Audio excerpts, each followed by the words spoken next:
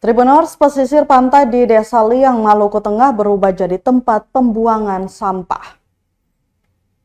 Tepi laut di Dusun Tanjung Netiela, Desa Liang, Kecamatan Salahutu, Kabupaten Maluku Tengah atau Malteng, sejak lama telah menjadi wilayah pembuangan berbagai sampah warga.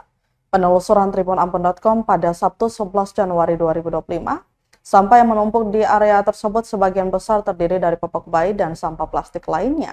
Sampah-sampah tersebut dibuang di pinggir pantai langsung berhadapan dengan laut Pulau Seram yang indah. Keindahan air biru dan pasir putih yang seharusnya menjadi daya tarik wisata, kini tercemar dan menjadikan area tersebut tidak lagi nyaman digunakan sebagai tempat pemandian. Menurut salah satu warga Liang, Farhan Alif, bahwa pembuangan sampah ini sudah berlangsung sejak lama. Tidak adanya armada pengangkutan dan pengelolaan sampah yang memadai menjadi alasan warga membuang sampah ke laut.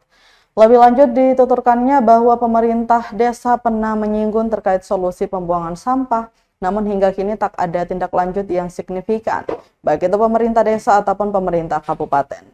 Akan kondisi tersebut, besar harapan agar pemerintah desa dan pemerintah Kabupaten Maluku Tengah memberikan perhatian serius terhadap pengelolaan sampah di Desa Liang, Maluku Tengah. Mengingat desa ini memiliki banyak sekali tempat wisata, bahkan salah satu tempat wisata di desa tersebut, yakni Pantai Liang, pernah dinobatkan oleh UNPD PBB pada 1990 sebagai pantai terindah di Indonesia. Hal ini agar kelestarian wisata pantai di area negeri Liang dapat terjaga kelestariannya.